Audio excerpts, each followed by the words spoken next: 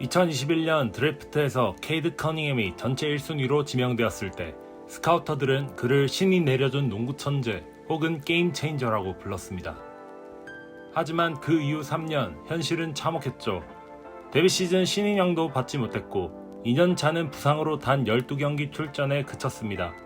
세 번째 시즌은 28연패와 함께 역사상 최악의 피스톤즈 시즌을 함께했죠. 구단이 큰맘 먹고 데려온 몬티 윌리엄스 감독도 단 한 시즌 만에 경질되면서 디트로이트는 NBA 모든 구단과 팬들로부터 놀림거리가 되었습니다. 케이드 커닝햄은 나름의 개인 기록들을 쌓아나갔지만 디트로이트 소속이었기에 아무도 거기에 의미를 두지 않았죠. 이러한 배경이 있었기에 커닝햄이 올 시즌 MVP 후보라는 발언이 나올 때마다 모든 팬들에게 의구심이 드는 건 당연한 반응이었습니다. 약팀의 젊은 스타 선수가 조금 잘하면 과대평가되는 장면을 우리는 이미 수없이 많이 봐왔기 때문이죠. 하지만 지금 올 시즌의 분위기는 정말 사뭇 다릅니다. 앞서 말했던 회의적인 반응이 아니라 놀라는 반응에 더 가깝죠. 지금의 커닝햄이 보여주는 퍼포먼스는 막을 수 없는 새로운 젊은 스타 플레이어의 탄생 그 자체이기 때문입니다. 케이드 커닝햄은 1순위로 지명된 이후 열악한 전력을 가진 팀에서 데뷔했지만 그렇기에 그의 가능성은 충분히 느낄 수 있었죠. 커닝햄은 웬바냐마처럼 비현실적인 신체 스펙을 가진 것도 아니고 자이언이나 쿠퍼 플래그처럼 학생 때부터 하이라이트를 찍어내던 선수도 아니었습니다. 케이드 커닝햄이 가진 가장 강력한 무기는 뛰어난 실력과 준수한 피지컬에 장착된 침착함, 인내, 책임감과 같은 무형의 요소들이었죠. 누군가가 전체 1순위로 뽑히는 순간 자연스레 책임감이 따라옵니다. 프랜차이즈의 새로운 희망이라는 팬들의 과도한 기대를 받기 때문이죠. 그러나 대부분의 그런 팀들의 로스터는 리빌딩이 완료되지 않은 상태고 결국 제대로 뭔가 시작할 준비가 되기도 전에 보여주기를 강요받습니다. 심지어 디트로이트는 당시 단순한 리빌딩 상태가 아니라 거의 붕괴된 상태였죠. 하지만 진짜 사람의 가치는 정상이 아닌 바닥에서 드러난다고 하던가요. 케이드 커닝햄은 지옥같은 28연패를 몸소 경험했습니다. 아무리 힘들고 어려워도 도망치지 않고 코트 위에 나서서 버텨냈죠. 그렇게 2013-2014 정규 시즌 14승 68패, 구단 역사상 최악의 시즌은 정말 쓰디 쓴 약이 되어 오히려 커닝햄이 진화할 수 있는 원동력이 되었습니다. 그리고 그 효과는 생각보다 빨리 찾아왔습니다.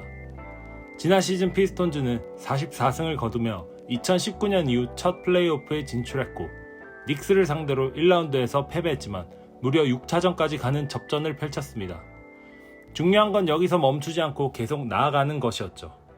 그를 위해 디트로이트는 스타 선수를 영입하는 것이 아닌 정밀한 로스터 보강을 선택했습니다.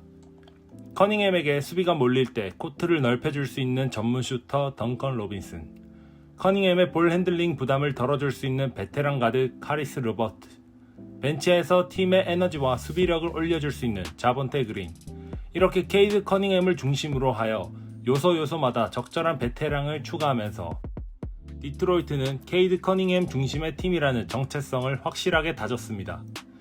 그리고 이번 시즌 디트로이트는 더 이상 루저가 아닙니다. 동부 컨퍼런스 1위, 심지어 13연승을 기록하며 구단 역사 최다 연승 타이 기록까지 세웠죠.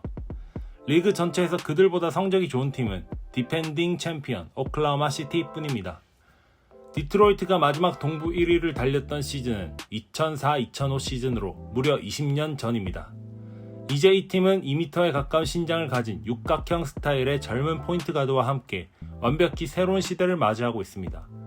커닝햄은 경기당 26.7점을 기록하며 9.7 어시스트를 뿌리고 있는데 어시스트는 NBA 전체 2위로 니콜라 요키치 바로 다음이죠. 한 박자 빠른 판단에 따른 정확한 패스와 수비에 대한 헌신, 그리고 치열하고 긴박할수록 터져나오는 클러치 본능은 새로 시작하는 팀의 리더로서 완벽한 자질이 아닐까 합니다. 이런 이타적이면서 모범적인 케이드 커닝햄과 함께하고 싶어하는 동료들은 진심으로 그를 위해 뭉치고 그를 위해 뛰고 싶어합니다.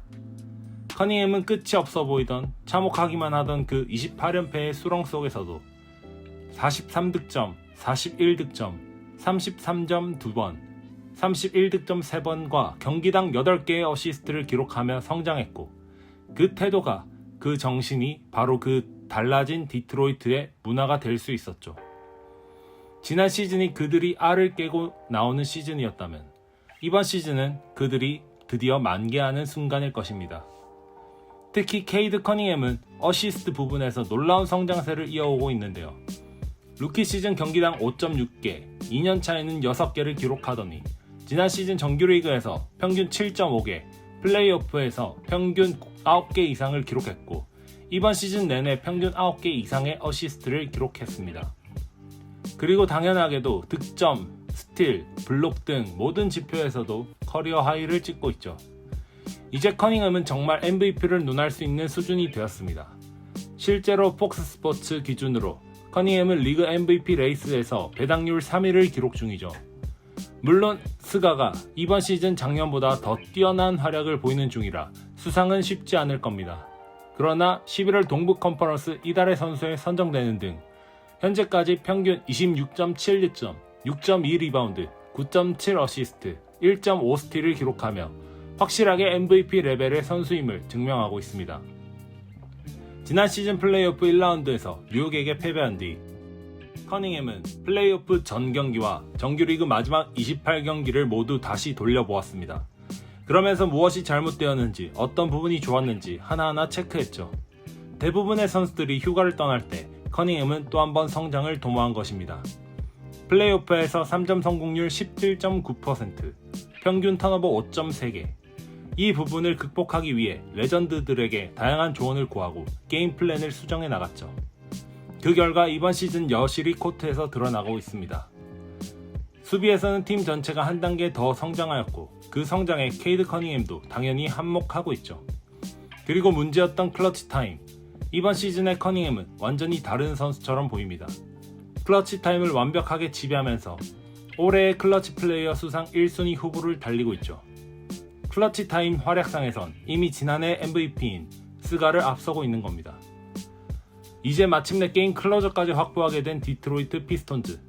이렇게 굳건히 에이스가 팀 중심을 잡아주자 그를 중심으로 구성된 롤플레이어들이 각자의 자리에서 엄청난 시너지를 보이고 있습니다.